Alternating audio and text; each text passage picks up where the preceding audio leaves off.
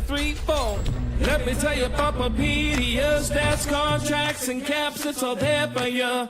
One-stop shop for your hockey information. It's a hockey sensation. So log on, log on, log on. If you give a puck, go to PuckPedia.com. Welcome to episode 13. It's Cap Central, March 12th. I am your host, Keith Kavanaugh, alongside Hart Levine. Hart, how are you doing today? Doing well. Got through the deadline. Wasn't the fireworks we were hoping, but there were still some deals. And it's always kind of a nice break after knowing things can happen, but I don't have to worry about missing a big trade for a few days. So that's nice.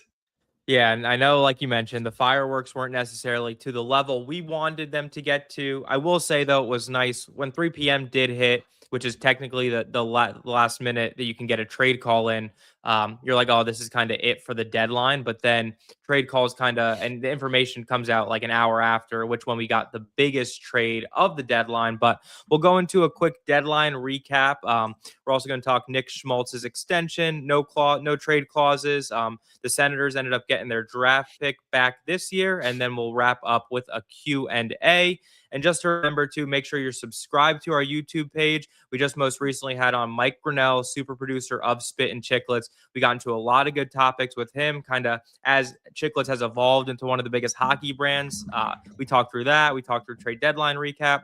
And we also informed him a little bit of one of our Q&A questions today, which is the playoff salary cap. And that might have led into some of the reason that the trade deadline wasn't as exciting as previous years. But Hart, let's get into it. And Hart was on actually the Daily Face-Off trade deadline special. He was on there for about 5 hours, just going in on different trades and salary cap mechanisms. And so for me, where we can take this, Hart, is what were kind of the biggest moves of the deadline? Well, obviously, it was the Nazem Kadri deal with Colorado, where kind of at the buzzer there, Colorado ended up trading Victor Olofsson a first, and I think there was something else, maybe a third. And there's conditions on that first, so it might be 27, it might be 28. There was also, I think the other big deal was the John Carlson deal. He went for a first and a third to Anaheim. Those were kind of the two biggest deals. What were your thoughts just overall on the trade deadline? Yeah, I mean, I think what was interesting is we were expecting some more guys with term to be traded, and they weren't. Falk went and Kadri ended up going, but there was a lot of talk about Robert Thomas, potentially Kyrou, Parayko, just focusing on the Blues even. But with the Rangers, Trocheck. So there was a lot of players that we expected to move, or we thought had a good chance of moving that didn't. So that was a big takeaway. In terms of like specific trades, I think you mentioned the Carlson Anaheim one. That's one that I really notice. I think we talked about this on our episode with Emily last week, actually previewing the deadline. Like Anaheim's in a spot where they're on the upswing, but it doesn't always go in a straight line. And so I think it made a lot of sense for them, especially with all their cap space, and they have a lot of assets to make an ad, because who knows next year if they're going to be another playoff team, like they could take a step back. So it's interesting that they went for probably the best, you could argue the best defenseman that was traded over the trading period since the Olympic freeze anyways. And they gave up a first and a third, which, if you look at other players that got traded, like that's kind of right in the range. And it's like, who's going to make a bigger impact on your team? John Carlson for a first and a third, or Nazem Kadri for a first and a little bit later pick. Or, Edmonton got Murphy for a second.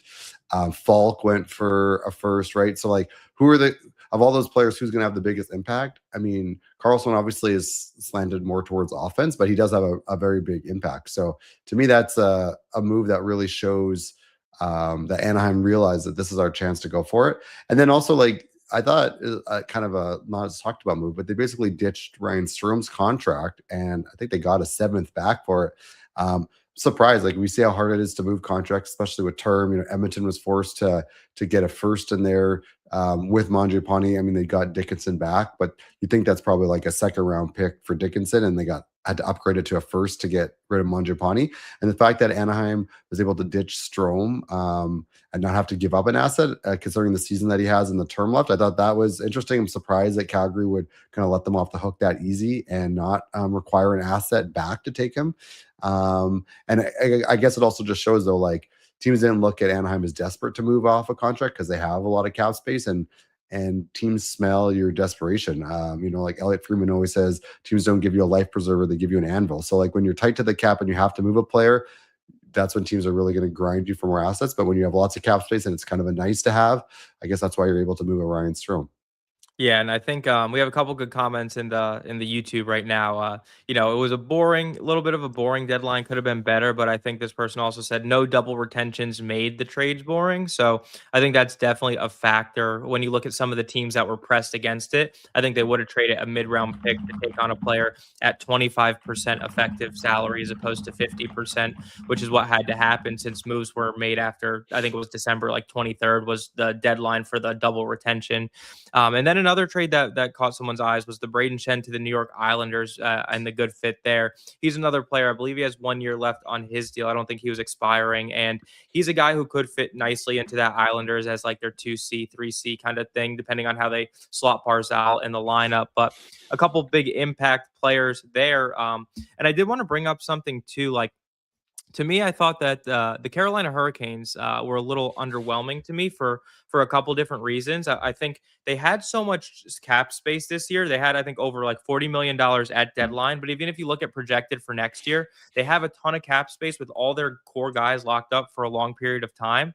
And I think this is the year where the Eastern Conference is relatively weak. You look at Tampa and basically Carolina as the top dogs there, and then everyone else kind of a step below. I know Buffalo's surging right now, which is awesome to see. And I did think their depth moves with Carrick and then the two guys from Winnipeg were really strong. But Carolina is a team that I thought could have acquired the center with term. So a Robert Thomas or a Vincent Trocheck. It's a position of need for them. They've desperately needed and wanted to upgrade their 2C position.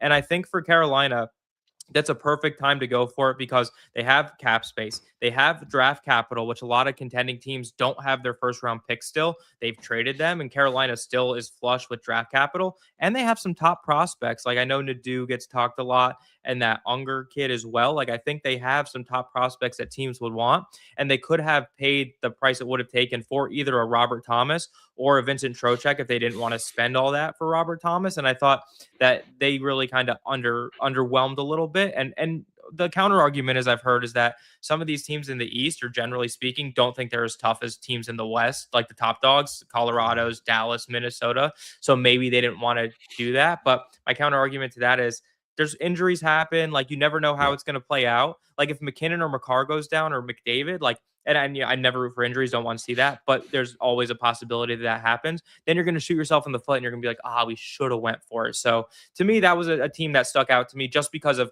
all of their positioning in terms of their cap space and where they are in the standings and how they could have upgraded their lineup. I agree. Yeah, I don't think you can look at the other conference because we've seen, look at Florida's first cup final against Vegas. Like they were all beat up and they were kind of out of steam. And you look at the last cup final, by the time Edmonton cruised through the second and third round, and then you get to the cup final and they were out. Hyman was out. Nugent Hopkins was injured. And there's, I think there was talk like Draisaitl and Bouchard were also injured. So yeah, by the time you get to the fourth round, I mean, you can't feel like, we don't stack up against that team because it's a war of attrition. So I agree. Carolina, like they always seem very disciplined about moves. Like they don't like to overpay.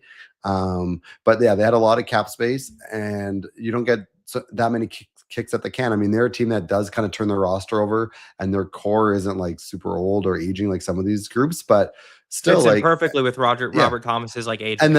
And the argument from them would be like, well, we have cap space, but also like we have assets, and we don't blow the assets on an overpay. Now we can still use those assets when we move them at the draft, or we draft a player and then we can later trade them. That's true, but you still miss potentially this playoff run here, where it is like the playoffs are kind of random, and you have to keep putting your chips in if you're a good team. So I agree with that with them. The other team I'm surprised was Tampa. I mean, they traded for Corey Perry, but I would have thought just with their usual aggressiveness, like they've been aggressive when they didn't look as good in the last few years. And then, and that maybe that played into it. Like they did kind of spend some of their capital the last couple of years. And so now they're trying to rebuild a little bit of their, their inventory, but still like they look great. And Corey Perry is obviously a nice ad for second at 50%, but I mean, you think that they could have made another move and added something more to that roster, just especially considering their aggressiveness. I was surprised to see that. I think Montreal, again, similarly, like trying to be trying to be patient and disciplined. Well, there's some rumors like, floating around Montreal, right? How like they had something and they didn't get the trade call in time, but they didn't do something it. fell apart at the last minute. Rumors that they tried, but there's no participation medals, right? They didn't get a deal done. And again, like you can respect the patience and the discipline, but also like, you want to take a step forward with this group. It's again, like we talked about with Anaheim, it's not always a linear progression. We've seen that with like New Jersey and just recently, right? Like it's up and down, up and down. We don't need to talk about New Jersey. Even with some young guys. So yeah, I think again, you don't want to make a deal that you're going to really regret, but like if you have a lot of assets, are you going to regret it if you give like the second instead of the third, or the first instead of like the 2 seconds or something? I mean, and so I would have liked to see a little more aggressiveness from those teams, especially considering we had so many players with term on the market. I think there was something there. I mean, and we should talk to like the value of cap space. Like Colorado had a lot of cap space, and that's why they were able. They did get Calgary to retain on Kadri, but they were still able they also to take got Waugh him, too. And they got Waugh. And then you look at like other teams that had no cap space and how hard it was for them to maneuver. So like, there is a value in having cap space, but again, like you should then be using it to take some players into that cap space.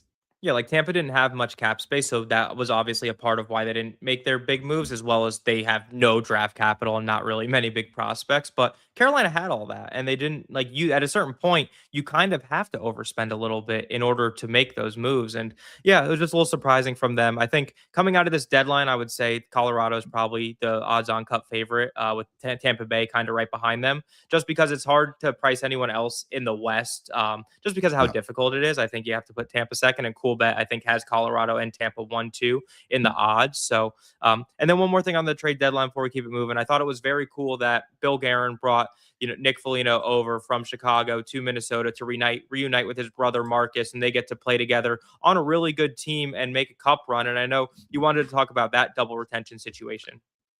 Yeah, so I put out a tweet on deadline day. So when it was coming out that Chicago was going to trade Foligno to Minnesota, I put out a tweet that, Chicago's out of retention spots, so they can't retain, but they could use a third team to retain on that trade to Minnesota.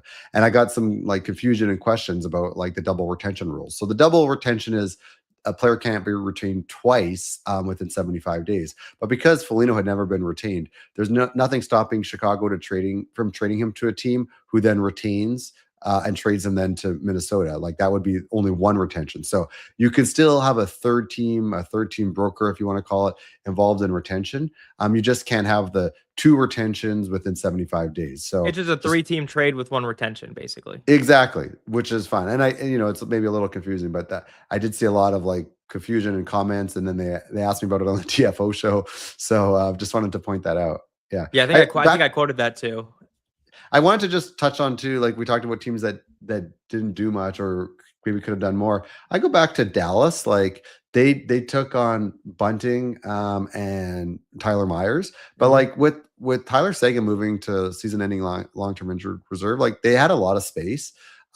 They're different than like a team like Carolina, and even like we talked about like a Montreal, because they're firmly in their window. And with Jason Robertson's next contract coming up, like they probably aren't good. They're going to be really tight next year, and it's not like they have this unlimited window. So to me, that was a team like they used up almost all their space. Like they have $1 million. Yeah, they're at 1.01 million right now, looking at Puckpedia. But they used it on, and they didn't really give up much, right? Like they didn't give up a lot of assets for Bunting. They gave up a third for Bunting, and they gave up a second and a fourth for Myers. But like, was that the best use of 4.5 for Bunting and 1.5, so $6 million? Was that the best use of $6 million on those 2 players, or could they have added some more assets and use that 6 or 7 with that extra $1 million of space, like on someone more impactful? So I wonder if we'll see, like, does Dallas regret that? I mean, they've been rolling it, but they're in that very tough division. And again, next year, whether it's Robertson or they move him out and spend the space somewhere else, I think they're going to be tight to the cap next year as well. And maybe they missed an opportunity to take a big swing. Yeah, maybe that's why they didn't do it, is because they didn't want to get players with term, and the guys who were expiring, there wasn't really anyone that stood out to them that was worth that $6 or $7 million. So they know they're planning to re-sign Robertson, and obviously if things fall through, then things change. But I think maybe that's why they wanted that flexibility, and I think they shored up a couple good spots. So we'll see how it plays out. Dallas is always a team I kind of enjoy watching and root for. So Yeah, well, that was a good trade deadline recap part. I mean, we talked about a ton. I mean even like the simple trade like Bobby Brink for a David Juracek, I thought was pretty interesting, just given how much Minnesota paid for that acquisition. But yeah, Yeah, that's an interesting player to watch. Like we've seen some of these players, these high picks that get traded a couple times before they really break out, and the track record is if a couple teams have already moved on from them, then they're going to move into suspect instead of prospect range. So this is one though I'm really interested to watch. Like, is he going to be the one that does make it, and one of these teams are going to regret trading him, or did both teams that have now traded him feel like they traded him before his value dropped even more? So that one was like kind of the rare hockey trade, I think, that was interesting to see as well. yeah, I like good hockey trades instead of just trading Yeah. for like futures or assets. You kind of get a good situation for both sides. Let's keep it moving here. Let's go into the one big extension that was signed yesterday. We can talk about the big trade that happened after the trade deadline today. No, I'm just kidding. It was just a couple prospects. The All right, The Rizzler got traded again. the Rizzler, Massimo Rizzo. Let's keep it moving here. Yeah, so Nick Schmaltz signed an extension with the Utah Mammoth.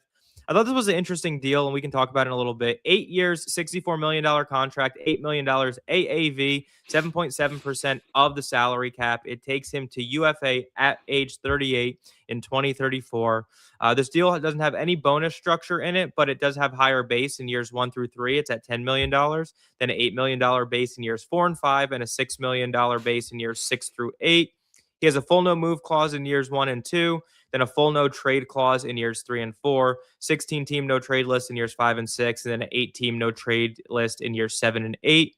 He is represented by Kirk Overhart of the newly revamped the team, which is formerly Wasserman. So I just wanted to point that out there. For Schmaltz, he's had a really strong year this year, right? 59 points in 65 games, 24 goals. He plays in all situations. He plays on the power play. He also has about a minute of penalty kill time on ice per game this year. Really strong underlying numbers, positive goals for percentage and expected goals for percentage. He's basically been a lock for 20 goals and 30 assists the last few years. From Utah's side, it was clearly a player they didn't want to lose. The rising salary cap probably makes this age okay. He's slightly older than the rest of the forward core. If you're looking at like the Dylan Gunthers, the Logan Coolies, even the Clayton Kellers of the world, JJ Peterkas. So that's one thing to just keep eyes on. But for them, I think, it gets a guy locked up long-term there. And I think Schmaltz gets the long-term flexibility, maybe taking a little bit of a haircut on his AAV that he could have got in the open market. I'm not sure. What are your thoughts on this from Utah's perspective, Hart? I mean, this contract was interesting because it seemed like a little longer than we would have expected, right? Turning, he's going to be 30 for this deal, so it takes him to 38. First thing I pulled up and it's a good chance to plug our new player comparable explorer tool on the site. So I pulled that up and took a look, and it, to me, like the two names that drew my eye right to them right away that were probably used here was Carter Verhaeghe. So he signed 8x7. He signed like a year out before he was eligible, or like before it took place. But if you adjust that for both 30. Carter Verhaeghe was like 30.1 when the deal started, and Schmaltz was exactly 30. But when you adjust for what the cap will be next season when Schmaltz's deal start, that deal's like 7.6. So it's about the same, and like points per 82 over their career. Verhaeghe's at 62 and Schmaltz is at 60.5. Pretty similar platform years. So it's slightly over Verhaeghe, but like that looked like one that they zeroed in on. This must be a comp. The other one, a little different position potentially, but Nick Ehlers. So he signed 6x8.5. Again, if you adjust for where the cap is going to be when this deal starts, that's over 9. And so if you look at like that total money, like 6x9, it's almost the same. It's similar money here to what, or a little less money, but similar to what Verhaeghe signed for, but just stretched out over a couple extra years. So those to me look like the kind of key comps that were used. I think if he would have signed for like 6x8.5 or 6x8.75, we probably would have said that seems reasonable. So Right. I guess my question though from Utah, and you asked a good question, is like they're a team that has lots of cap space. They don't. I mean, they signed some guys already to extensions. Is it worth taking that risk on for the extra couple of years to lower the cap hit, or are they a team where they can you don't need to do that right now? You can kind of give like the proper term, which is like through his when you think he's going to be effective, and pay that little bit higher cap hit. And again, like you will see, like if they don't spend that extra, call it $1 million of cap hit that they saved on the longer term over the next 1 to 6 years, it's kind of a waste. And then, but if they do, I guess it was worth it. And then we'll see in year 7 and 8 how Schmaltz performing relative to that contract. Yeah, I would say that seems to be the little bit of pushback online. Like I think relatively it was a pretty good deal, but I think the pushback is like doing the 8-year term. I will say though, I do like how Utah structured the deal where he only has an 8-team no trade list in year 7 and 8, so it remains flexible for them to be able to move him. Unlike the Artemi Panarin situation that just played out, where he had a full no trade in the last year of his deal, and he completely controlled that situation. And with retention and where the salary cap is going to be, like Utah might be able to get out of it if they need to, or maybe Schmaltz, defies some aging curves and still is a pretty effective player at that time. But yeah, I think all in all, like I think he's having a great year, and I think it adds a little juice to the group this year, who's trending to make the playoffs. So maybe that extension helps get them maybe over the hump and maybe gets them to win a round, especially if they end up going through the Pacific Division route as opposed to the Central Division route, which if they're wild card 1, it looks like that'll be the case. So yeah, I think I like the deal for both sides. It certainly doesn't help our UFA board for the summer. As I tweeted out, the top scoring UFA now is defenseman Darren Radish. Yeah. And next is Alex Tuck, who maybe he hits the market, but I wouldn't be surprised if he resigns. Like number 3 is Ovechkin. Like can't see him signing with a new team, right? So I think we're going to be in the Anthony Mantha sweepstakes on July 1. At least we will have hopefully a really good trade market in the summer. I think a lot of the non-moves that didn't happen at this deadline, I think, kicks the can down the road to the summer. So hopefully that complements the lack of UFAs that we get. But we'll see how it plays out. Let us move into a next topic here, and that's the no trade clauses. And Hart, I know you want to talk on this a little bit, and I think this might have a little bit to do with why the trade deadline was a little quiet, especially when some of the insiders are reporting that there were more Knicks trades than we know about in terms of players using their contractual right to block a trade, which, more power to them. If you don't want them to block these trades, don't give these clauses out like candy. But essentially what happens here, and Brian, if you want to pull up the graphic, yeah, perfect. So 296 players in the NHL rosters right now have some sort of protection in their contracts, which is 37% of all players who are eligible all players, 37%. But it becomes 56% if you limit for players who are actually eligible for this protection. So it's only trade clauses are only allowed in UFA years. They're not allowed for entry-level deals or any RFA years. So 56% of players who are in their UFA years have trade protection. If you look at the top 5 teams, I guess the Islanders with 15, then Vegas, Carolina 14, and then Tampa and Jersey have 13. Hart, what are your just general thoughts? I guess you wanted to bring this up, so I'll give you the floor. Yeah, it's definitely a hot topic because of the trade clauses that played a role at the deadline. I had a number of writers reaching out to me asking for these numbers in the last few days. So I think it's a very hot topic right now. And yeah, like 37% seems like a lot, but when you think of it, like over half the people that could have a clause have one. It shows that the GMs are really just handing them out kind of like candy. And now not all clauses are the same. Some of those could be like an 8-team no trade, and that's a lot different than a full no move. But it certainly reduces the flexibility. And yeah, like is this something that should be addressed in the next CBA? Like potentially. I mean, there's already a restriction on who can have clauses by age, which is like UFA eligibility. So like maybe it would make sense. I don't know how you would enforce like you can only have so many per team, because like what if you trade for a guy? To me, it's like an easier way would be we have basically like an age where players are first eligible for them. So maybe you add like an age when they're no longer eligible for them. Maybe it's like the UFA years up to age, I don't know, 33 or something, right? And then that would reduce some of them as well. But yeah, I mean, we like trades, we like action. It drives a lot of interest. And now between the double retention, the playoff cap, the reduction in the LTR benefit, that reduced action. And then when you now look at what GMs have done to themselves with all these clauses, that also was a major factor reducing the action. I want to bring up something that I saw online. I want to get your take on this. So I saw someone say where basically the amount of protection you're eligible for correlates to the AAV that you have. So if you have 10 million plus AAV, you can get a full no trade clause. If you have let's say $7 million to $10 million AAV, you're eligible for like a 16-team no trade clause. If you're under like 3 million AAV, then you're not eligible, or you're eligible for like a 4-team trade clause. What are your thoughts on, similar to like how offer sheets where the AAV correlates to the draft compensation you receive? What are your thoughts on having the trade clauses corresponding to the AAV? It's not a bad idea, but I think it misses a little bit though that like sometimes players give up some AAV to get clauses, right? So in that kind of a situation, you're going to have players that are going to want to get into that range, and then because it will allow them to get the clauses. So there's some merit to it. I mean, some way of limiting it makes sense. I just there's always like all these things. There's always unintended consequences or like negatives, and I don't know if that would work because you're like typically it's a little bit of a give for a player. In some cases, it can be a give from a player to give a reduction in order to get a clause.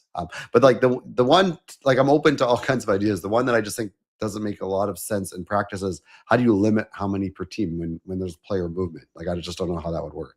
Yeah, that one doesn't seem like it makes sense in practice. And then to your point too, like if there's give and take with the AAV to get trade protection, like I guess the negotiation tactics might change if you know that up front. But yeah, there's got to be something a little different. You're not really seeing this kind of issues in other sports. I feel like NBA, NFL, MLB. I mean, I don't think it's as talked about much as it is here. But yeah, let's yeah, that's trade clauses. Let us keep it moving here. Let's go on the I don't want to talk about this anymore. I'm over the trade clauses. Let us move to the Senators penalty draft pick. So essentially, the backstory here is that 2 or 3 years ago, they had a trade in place with Evgenii Dadonov. I believe it was to Anaheim. And they had put the trade call in and everything. And then it was they went through the contract and realized that Anaheim was one of the teams on his no trade list. And so the NHL punished Ottawa, took away their first round pick for this upcoming draft. Today it was announced that they're actually giving them back the draft pick. It'll be slotted at the last pick in the first round, 32nd overall. I don't think they're allowed to move or trade that pick at all. And then they also have to pay $1 million fine. If you saw Hart's quote tweet, it sounds like he knew about this because he hashtagged we figured. I was just taking a victory lap for my tweet last May where I said that, yeah, they had the choice originally of what year to forfeit, and they pushed it out to the end. And then I said last year, it'll be this 2026 pick unless the league changes the penalty. And I'm taking a victory lap, but like who could have predicted it except for everybody? That is just. I never thought that. I had no inside information. I just never thought that they would be hit with the first round pick. You look at what happened with New Jersey, with Kovalchuk, when that punishment changed. Someone tweeted out today, Hart, where they said the year that the Devils got the 30th overall pick and took John Quenneville, they could have had, I think it was Fiala was 11, Larkin was 15, Pasternak was like 25, and Kempe was 29. So that one stung a little bit. Yeah, but they weren't supposed to get a pick, and then they ended up getting the 30th, right? So you go back to like LA with Mike Richards, they ended up with like a settlement on a buyout. It got changed. So I never expected them to lose a pick in any situation, but especially when it was a different ownership group. This guy comes in, pays a big franchise fee, which is good for league prices or league franchise values. Like they're not going to stick this new owner coming in with a first round pick forfeit. So it was like the first couple months he was on the job too. Yeah. Like it happened. It was tough. And they fired the GM who did it. So again, I could see if it was the same ownership, same GM, the league would be like, well, why would we change our punishment now? Or like we need to make sure that we punish us and set an example. But I think there was an example set. That GM is fired, and and there's a new owner, and it wasn't under his watch. So I always figured that this would be like the type of resolution, just some pick. And I think I'll give the previous years, I'll give them credit. Like there was no reason for them to forfeit in the other years. They made the right decision to keep pushing it back until the last possible time because might as well see if the league would change it. So I took a little victory lap, but I don't feel that. I don't think it was that impressive because I think everyone could have predicted that this would happen. Well, they say that the best predictor of future behavior is past behavior. So exactly. if the NHL keeps doing this over and over again, you kind of could get the sense of what was going to happen here. So, and I should say, like, there should be a penalty. What happened if they were misleading of the clause, or they were just wrong about the clause on that trade and the trade call? Like there should be a punishment because it created cap issues for Vegas. It's embarrassing for the teams involved, for the league, for the player. It's an awkward position. Like they're trying to then pressure him to like accept the trade anyways, even though like he had a contractual right to not accept it. So there definitely should be punishment. I think that was wrong. I think the NHL system that they had before, where like all the trade clauses were just like in individual teams' email inboxes, it was kind of silly, and it didn't need to be centralized, which I think has happened now. But So there should be a punishment. I think now the punishment fits the crime more, where it's like a later pick, but they don't lose a whole first round pick. I think the punishment is the fact that the player has 0 points on New Jersey this year. That might be the punishment. But we'll keep it moving here. Let's wrap up the episode here with our Q&A. Hart, I'm getting a lot of questions on the playoff cap. We had a good part. We explained it a little bit on our episode this week with Mike.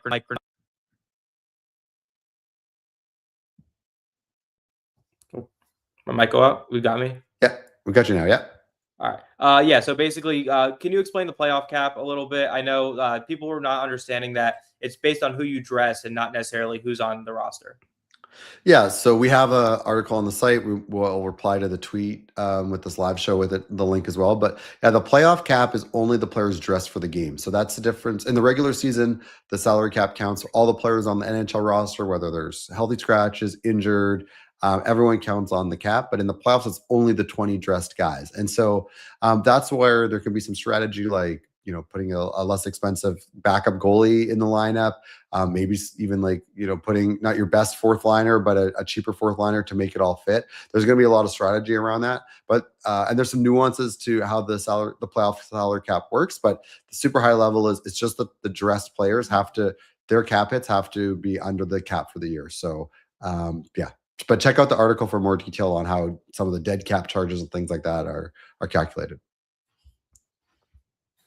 Yep, and we will when you go to puckpedia.com too, like we linked the site article on the most recent tweet on Grinelli's clip, but also if you just type in playoff cap right on Puckpedia, I think as you type in playoff, it's the first thing that pops up. So very easy to access, and any kind of articles, waivers, long-term injured reserve, all that stuff, you just type it right into the search bar and it populates immediately. So that is one of the great things about Puckpedia. But that is all the time we have for today. Good episode, Hart. A lot of things happening, but I think as now the trade deadline has passed us and we have the playoff push coming on, we shall see how these teams navigate these new playoff rules. And then, as we shift into gear for the off season and more trades to happen, and then, maybe a little diluted free agency, but hopefully still some good action there.